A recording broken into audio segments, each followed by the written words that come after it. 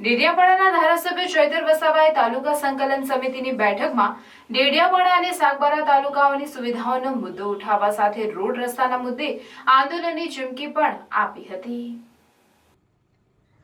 Media સમક્ષ પોતાની વાત રજૂ કરતા ચૈતર વસાવાએ જણાવ્યું કે ડેડિયાપાડાના પ્રાંત અધિકારીની અધ્યક્ષતામાં ડેડિયાપાડા અને સાગબારા તાલુકાની સંકલન સમિતિની બેઠક યોજાઈ તેમજ ડેડિયાપાડા અને સાગબારાના લોકહિતના મુદ્દાઓ પર ખૂબ જ સકારાત્મક ચર્ચાઓ થઈ છે। ડેડિયાપાડાના સબ ડિસ્ટ્રિક્ટ હેલ્થ સેન્ટરમાં છેલ્લા 1 વર્ષથી એક્સરે સહિતના સાધનો પડતર હાલતમાં છે, તેના ટેકનિશિયન નથી, માટે ટેકનિશિયનની ભરતી કરવામાં આવે તેવી માંગ છે। સાથે સાથે સોનોગ્રાફી સહિતની તમામ પ્રકારની સુવિધા ડેડિયાપાડામાં મળે તેની વાત થાય છે। સાથે સાથે આધાર સેવા કેન્દ્ર કાર્યરત થાય તેની પણ માંગણી કરી છે, કારણ કે આધાર માટે કેટલાક સમયથી ધક્કો લોકો ખાઈ રહ્યા છે।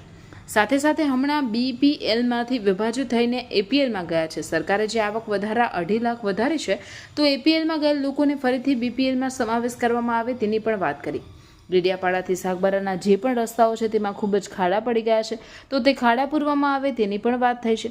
સાથે સાથે આ જ વિસ્તારમાં આરટીઓ ઊભું કરવામાં આવે તેવી વાત થઈ। આંગણવાડીની બહેનો અને સુપરવાઇઝરોને સૂચનો કર્યા કે જે પ્રકારનું મેનુ હોય તે જ પ્રકારના ગરમ નાસ્તાની ફ્રૂટ અને લીલા શાકભાજી આંગણવાડીના બાળકોને અને સગર્ભા માતાઓને મળવા જોઈએ।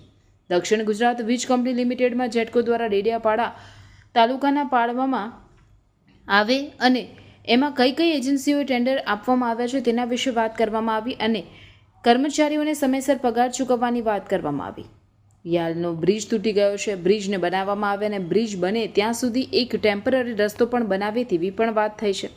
આ તમામ બાબતો પર અધિકારીઓએ સહમતિ દર્શાવી અને તમામ સુવિધાઓ ટૂંક સમયમાં આ તમામ સુવિધાઓ ઉપલબ્ધ થશે તેવી તેમણે સંમતિ બતાવી છે। ભરૂચથી નેત્રંગ જતા ફક્ત 70 કિલોમીટરના રસ્તામાં 3 કલાકનો સમય જાય છે। અંકલેશ્વર ભરૂચનો રોડ હોય, ઝઘડિયાનો સ્ટેચ્યુ ઓફ યુનિટીનો રોડ હોય, દહેજ બાયપાસનો રોડ હોય, આ તમામ રોડના કારણે જાણે પૂરો વિસ્તાર ખાડાનગરી બની ગયો હોય તેવું લાગી રહ્યું છે। રોજ રોજ આ બધા રોડ પર ખૂબ જ એક્સિડન્ટ થઈ રહ્યા છે। આવનાર મંગળવારના રોજ ભરૂચ ખાતે અમે રસ્તા રોકો આંદોલન કરીશું। જિલ્લા માર્ગ મકાન વિભાગ, સ્ટેટ અને નેશનલ હાઈવેના ઓફિસનો ઘેરાવો કરીશું અને કલેક્ટરને પણ રજૂઆત કરીશું એમ પણ જણાવ્યું હતું। હમણાં બીપીએલમાંથી જેમના પણ નવા રેશન કાર્ડો વિભાજિત થયા છે એમને એપીએલમાં જતા રહ્યા છે, ત્યારે સરકારશ્રીની આવક મર્યાદા સરકારશ્રીએ 2,50,000 વધારી છે, ત્યારે એ એપીએલ થયેલા રેશન કાર્ડોને ફરી બીપીએલમાં સમાવેશ કરવા માટેની પણ અમે વાત અહીં મૂકી છે। સાથે સાથે ડેડિયાપાડા અને સાગબારામાં જે પણ રસ્તાઓ જેમ કે મોસદાથી લઈને ડુમખલ, જાવલીનો રોડ હોય, બોરદા સેરુલાનો રોડ હોય, તમામ રોડે આજે ખાડાઓ પડી ગયા છે, એને પણ તાત્કાલિક ધોરણે ખાડાઓ પૂરવામાં આવે એ અમે અધિકારીઓ માર્ગ મકાન વિભાગ સાથે પણ ચર્ચા વિમર્શ કરી છે।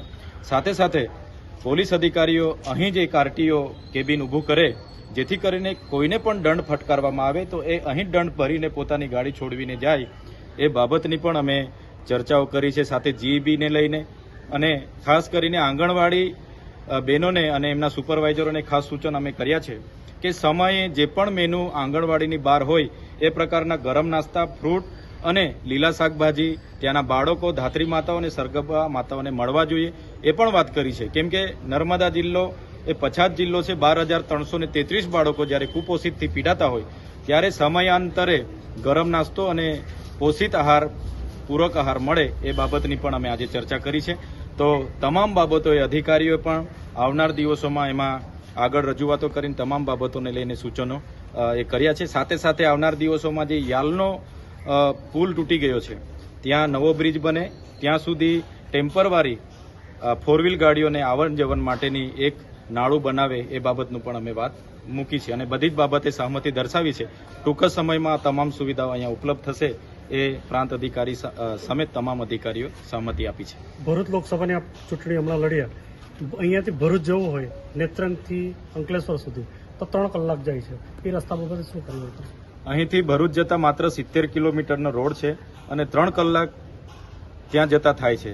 અંકલેશ્વર ભરૂચનો રોડ હોય, અંકલેશ્વરથી જે કેવડિયા સ્ટેચ્યુ ઓફ યુનિટીને જોડતો ઝઘડિયા રાજપાડીનો રોડ હોય, દહેજ બાયપાસનો રોડ હોય, તમામ રોડ ભરૂચ જાણે કે ખાડાનગરી બની ગઈ હોય એવું લાગે છે। ભરૂચની એક તો ખારી સિંગ પ્રખ્યાત છે અને એવી જ રીતના ભરૂચના ખાડા પણ બહુ પ્રખ્યાત છે। રોજે રોજ ખૂબ જ એક્સિડન્ટ થાય છે, ત્યારે હું ચોક્કસ આવનારા મંગળવારના રોજ ભરૂચ ખાતે અમે રસ્તા રોકો આંદોલન પણ કરવાના છે। માર્ગ મકાન વિભાગ, જિલ્લા પંચાયત, સ્ટેટ અને નેશનલ હાઈવેના ઓફિસે પણ ઘેરાવો કરવાના છે અને કલેક્ટરશ્રીને પણ રજૂઆત કરવાના છે. આપ સૌને મંગળવારે ભરૂચ પધારો એવો આગ્રહ પણ વિનંતી પણ કરું છું. Thank you.